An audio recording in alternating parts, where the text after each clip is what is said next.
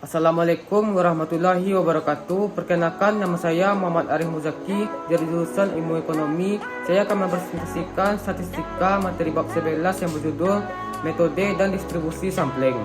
Yang pertama, pengertian populasi dan sampel.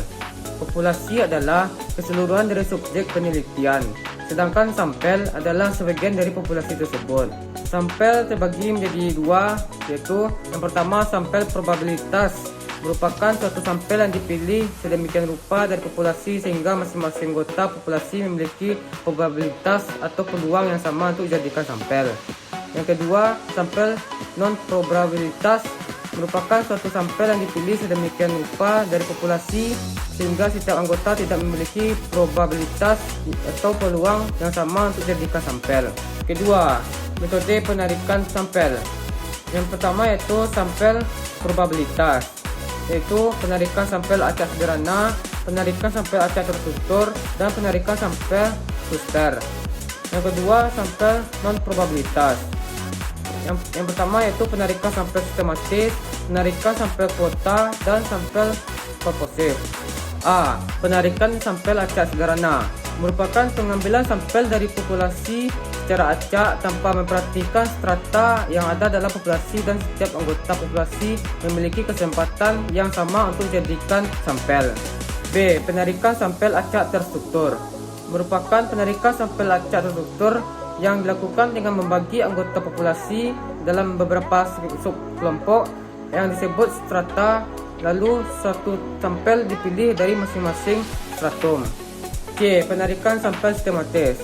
Penarikan dikatakan sampel sistematis apabila setiap unsur atau anggota dalam populasi disusun dengan cara tertentu alfabet, dari besar hingga kecil atau sebaliknya, kemudian dipilih titik awal secara acak, lalu setiap anggota K dari populasi dipilih sebagai sampel. D. Penarikan sampel kuota. Pengambilan sampel dari populasi yang mempunyai ciri-ciri tertentu sampai jumlah atau kuota yang dipilih. Tujuan penarikan sampel kuota adalah untuk memperbaiki keterwakilan seluruh komponen dalam populasi. Maksud dari keterwakilan ini supaya seluruh karakteristik dalam populasi dapat terwakili dan tergambar dengan baik. E. Penarikan sampel purposive. Penarikan sampel dengan pertimbangan tertentu. Penarikan sampel purposive dibagi menjadi dua bagian, yaitu yang pertama convening sampling, yaitu penarikan sampel berdasarkan keinginan peneliti sesuai dengan tujuan penelitian. Yang kedua, judgment sampling, yaitu penarikan sampel berdasarkan penilaian terhadap karakteristik anggota sampel yang disesuaikan dengan tujuan penelitian. Kesalahan penarikan sampel merupakan perbedaan antara nilai statistik sampel dengan nilai parameter dari populasi. Ketiga, distribusi sampel rata-rata dan proporsi. Suatu distribusi probabilitas yang terdiri dari seluruh kemungkinan rata-rata itu sampel dari suatu ukuran sampel tertentu yang dipilih dari populasi dan probabilitas. Jadinya dihubungkan dengan setiap rata-rata hitung sampel. Keempat, skema selisih populasi atau sampel. Pada dasarnya setiap sampel berukuran N yang diambil dari populasi merupakan variabel random dan cenderung mendekati normal.